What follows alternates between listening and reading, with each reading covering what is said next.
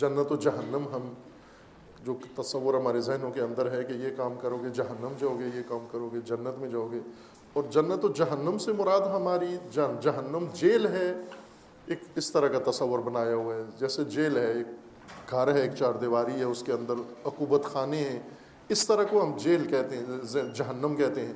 اور ایک باغ گلشن جس کے اندر نہریں، سائب، پھل فروٹ سب کچھ ہے، یہ ہم بہشت کہتے ہیں اس کو۔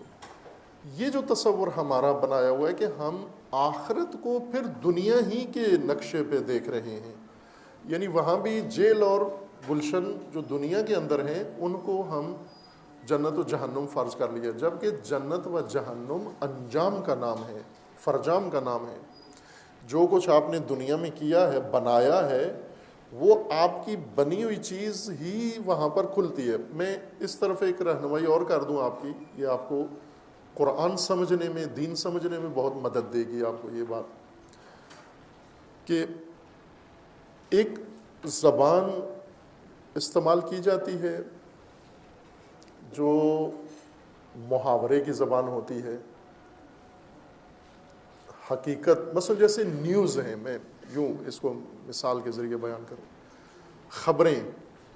خبریں جو اس زبان میں پیش کی جاتی ہیں تو وہ اس طرح سے پیش کی جاتی ہیں کہ جس طرح سے واقعہ ہوا ہے یا حقیقت موجود ہے، اس حقیقت ہی کو اسی طرح خبری زبان میں، نیوز کی زبان میں آپ کے سامنے ٹی وی پہ یا کسی بھی ذریعے سے پہنچا دیا جاتا ہے۔ اس میں آپ اور معانی تلاش نہیں کرتے، خبریں جب آپ کے سامنے پڑھی جاتی ہیں، لیکن جب ٹی وی پر مشاعرہ ہوتا ہے، شاعر آتے ہیں، وہ آ کر یہی اردو میں خبریں ہوئی تھیں اور ہم نے کوئی معانی تلاش نہیں کی، مثلا انہوں نے کہا کہ فلاں جگہ دھماکہ ہوا ہے تو ہم دھماکہ ہی سمجھتے ہیں، یعنی بم پھٹ گیا ہے۔ فلاں جگہ پر مثلا بارش ہوئی ہے تو ہم اسے بارش ہی سمجھتے ہیں، ہم اسے کوئی اور معنی نہیں لیتے۔ لیکن جب ایک شاعر اپنے شعر میں آ کر دھماکہ کا لفظ استعمال کرتا ہے یا بارش کا لفظ استعمال کرتا ہے تو وہاں پر ہم فوٹو لینے نہیں چلے جاتے کہ دھماکہ ہوا ہے تو پھر کچھ زخمی بھی ہوا ہوگا، اگر بارش ہوئی ہے تو سیلاب بھی آیا ہوگا، وہاں پر ہم یہ کام نہیں کرتے، کیونکہ ہمیں پتہ ہے کہ یہ شاعرانہ زبان ہے۔ شاعرانہ زبان کا مطلب کیا ہوتا ہے؟ یعنی ایک استعارے کی زبان ہے، کنائی کی زبان ہے، کہتا کچھ ہے اور مراد کچھ اور لیتا ہے، بارش کہہ کر مراد کچھ اور کر رہا ہے، مراد لے رہا ہے۔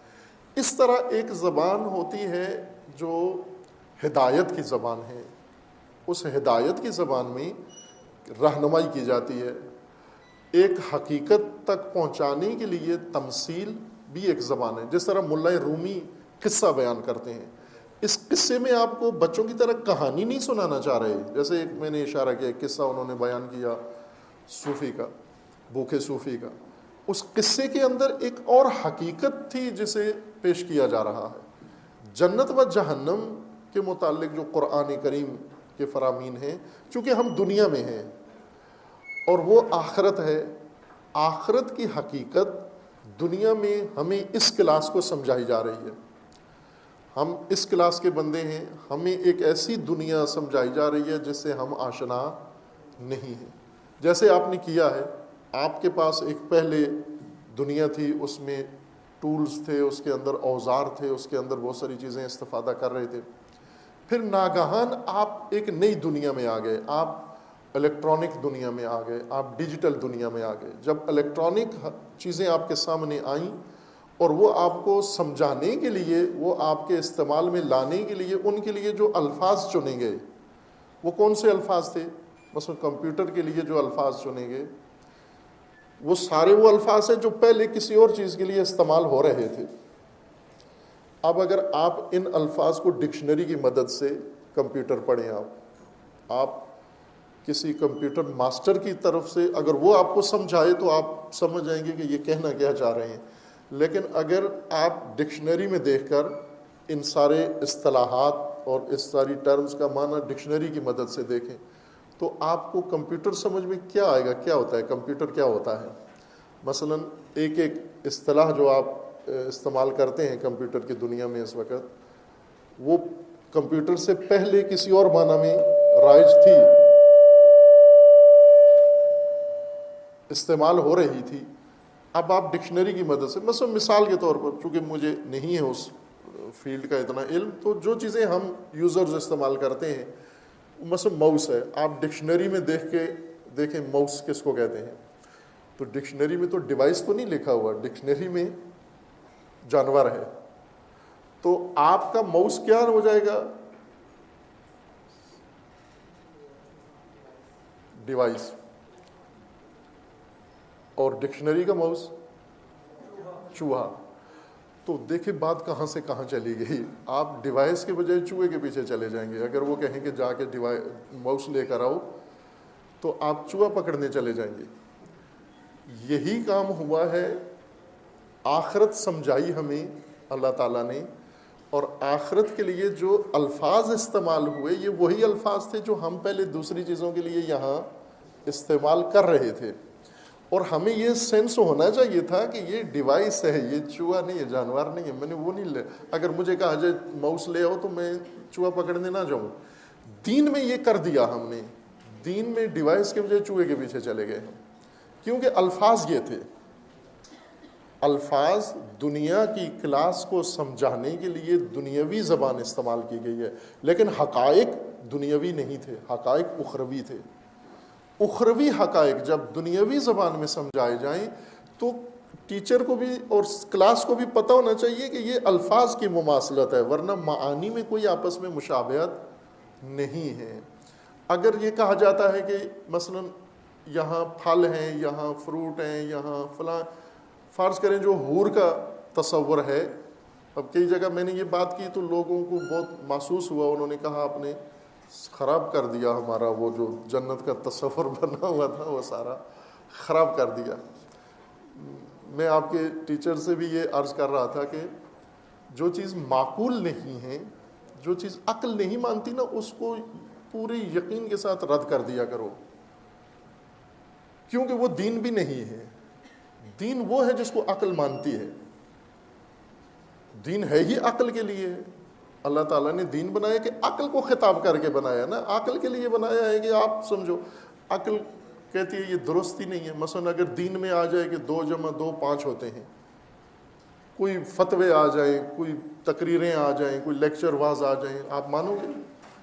2 + 2 = 5 مانیں گے آپ؟ اگر کوئی حدیث بھی سنا دی جائے مانیں گے آپ؟ آپ کہیں گے یہ سب جعلی ہے. 2 + 2 کبھی 5 نہیں ہو سکتی، چونکہ عقل نہیں مانتی. تو اپنی یہ چیز عقل بھی بشرط ہے کہ عقل ہو، تخمینے یا اندازے یا توہم یا وہم یا گمان نہ ہو، عقل ہو. کہ وہ پہلے علیحدہ سے ہمیں سمجھنے کی ضرورت ہے کہ عقل میں اور وہم اور گمان میں کیا فرق ہے. اب دین کی زبان میں ہمیں بتایا گیا ہے آخرت کا منظر کہ یہ دوزخ ہے، یہ بہشت ہے. زبان دنیاوی استعمال کی گئی ہے. ہم یہ سمجھے کہ شاید وہ ماؤس سے مراد چوہا ہے، نا، وہ نہیں ہے. یہ اور ہے، یہ اخروی حقیقت بیان کی جا رہی ہے. مثلا حور دنیاوی زبان میں ہمیں کیا سمجھ میں آئی کہ جو ادھر دنیا میں رائج ہے، یعنی جو مرد کے لیے ایک پرکشش چیز ہے. وہ حور جس طرح بیان کی گئی ہے، یہ تو سالے مردوں کو حوریں ملیں گی. یعنی عمل پاکیزہ ہے، انعام اتنا اچھا نہیں. اگر ساری رات نمازیں پڑھتے رہیں، مثلا یہاں دنیا میں ساری رات نمازیں پڑھتے رہیں، عبادت کرتے رہیں، روتے رہیں اللہ کی بارگاہ میں، صبح سے کہا جائے کہ ٹھیک ہے یہ لو، یہ تمہارا انعام ہے، تو یہ کیا انعام دیا؟ رات ساری تو عبادت میں گزری، ذکر میں گزری، پاک گزری ہے، صبح کیا کام دے دیا مجھے؟ یہ کس کے پیچھے لگا دیا؟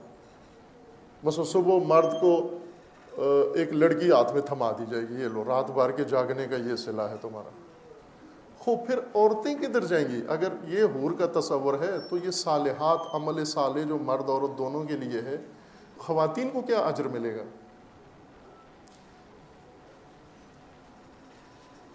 اس جگہ آ کے پھر پزل ہو جاتے ہیں. ذرا جو پہلے بنیاد سے غلطی کی اسی کو اعتراف کر دو کہ صحیح نہیں ہوا کام. وہ کیا تھا کہ یہ حور، یہ دراصل انسان کا اپنا عمل ہے، عورت کا ہو یا مرد کا ہو. اور حور شہوت کا ذریعہ نہیں ہے، چونکہ آخرت ہے. آخرت میں جانے سے پہلے ہی ویسٹ آخرت میں علیحدہ جائے گا، پروڈکٹ ادھر جائے گا. یہ شہوتیں دنیا میں ہیں. جب انسان دنیا کی منزل سے گزر جاتا ہے تو شہوتیں ختم ہو جاتی ہیں. یہی ڈیر دفن جو ہوتا ہے، قبر کھود کے جنازہ کر کے اس کو کپڑے میں لپیٹ کے جس کو دفن کرتے ہیں، وہ ساری یہی چیزیں ہیں. یہ شہوتیں، یہ فلاں فلاں، یہ سب دفن کرو ادھر. آگے کیا گیا ہے؟ آگے انسان گیا ہے، آگے روح گئی ہے فقط. اس کے اندر یہ چیزیں نہیں ہیں. اور وہ دونوں میں ایک ہے. یہ میل فیمیل جسم ہے، میل فیمیل ہے، روحیں میل فیمیل نہیں ہیں. روحیں سب انسان ہیں. اور بہشت انسانوں کے لیے ہے، نہ مردوں کے لیے. جہنم بھی وہ ویسٹ کے لیے جو انسانیت کا ویسٹ بنا ہے. یعنی یہ عمل ہیں مجسم ہوں گے، وہ بھی عمل ہے مجسم ہوں گے. ایک روایت میں ہے کہ جب مومن قبر میں جاتا ہے تو اس کی قبر کے استقبال کے لیے، اس روایت سے آپ بہشت کا صحیح تصور سمجھ جائیں گے. اس حدیث کے مطابق کہ جب مومن قبر میں جاتا ہے تو بہت ہی خوبصورت حسین ترین چہرے آتے ہیں اس کے استقبال کے لیے قبر میں. قبر سے مراد یہ خاک کا گڑھا نہیں ہے، یہ اس میں کوئی نہیں آتا ہے. یہ مٹی میں جو مٹی چلی گئی ہے یہاں یہ ہو جاتا ہے. وہ عالم قبر ہے، عالم دنیا، عالم قبر، عالم آخرت.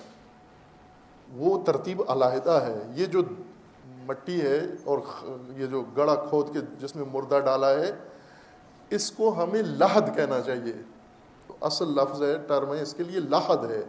یہ قبر نہیں ہے. قبر وہ ہے جس میں روح چلی گئی ہے. جسم لحد میں چلا گیا ہے، انسان قبر میں چلا گیا. وہ عالم قبر ہے. عالم برزخ بھی اس کو کہتے ہیں. وہ عالم برزخ، عالم قبر ہے. وہ سارا کچھ وہاں ہوتا ہے. اب قبر میں استقبال کے لیے مومن جب جاتا ہے، مومن عورت جائے یا مومن مرد، دونوں کا استقبال حسین ترین چہرے آ کر کریں. ایسے حسین چہرے کے جو پہلی دفعہ اس نے دیکھے اور اس سے پہلے اتنی خوبصورتی اس نے نہیں دیکھی. تو جو سب سے حسین چہرہ ہوگا وہ آگے بڑھے گا اور آ کر اسے کہے گا کہ تو نے مجھے پہچانا ہے. یہ تمثیلی زبان ہے جو میں عرض کر رہا ہوں. تو نے پہچانا ہے؟ تو یہ کہے گا نہیں میں نے نہیں پہچانا. تو کیسے نہیں پہچانا ہے؟ میں خود تیرا عمل ہوں، میں نماز ہوں، وہ جو تو نے قائم کی تھی میں وہی ہوں. وہاں اس شیپ میں تھی جو تو بجا لاتا تھا. یہاں پر اللہ نے مجھے اس حالت میں تیرے سامنے پیش کیا. میں تیرا عمل ہوں. پھر دوسری حسین صورت آئے گی، وہ کہے گی مجھے پہچانا ہے، یہ کہے گا نہیں پہچانا. وہ کہے گا میں تیرا عمل ہوں، میں روزہ ہوں، میں فلاں ہوں. تو یہ عمل ہے انسان کا جو تبدیل ہو جاتا ہے اس کی نعمتوں میں، اس اخروی شکل اختیار کر لیتا ہے. اور ادھر عذاب بھی ایسا ہی ہے. عذاب بھی ادھر کوئلے سے نہیں جہنم بھڑکائی جائے گی. وقودها الناس، انسانوں سے بھڑکائی جائے گی. یہ شعلے، عمل شعلے بن رہے ہیں. یہ جہاں جو ہم کر رہے ہیں جو حرکتیں، یہی ہمارے شعلوں میں تبدیل ہو جائیں گے. یہی آگ، جس طرح قرآن کریم نے کہا ہے کہ جو حرام کھاتے ہیں یہ پیٹ میں آگ ڈال رہے ہیں، لیکن انہیں یہاں پتہ نہیں ہے. یا قرآن کریم کی آیت میں ہے کہ جہنم کے ناموں میں سے ہے کہ یوم تبلی السرائر، جہنم یا قیامت پردے ہٹانے کا دن ہے. جب پردے ہٹیں گے نیچے، ان پردوں کے نیچے سے یہ سب کچھ نمایاں ہو.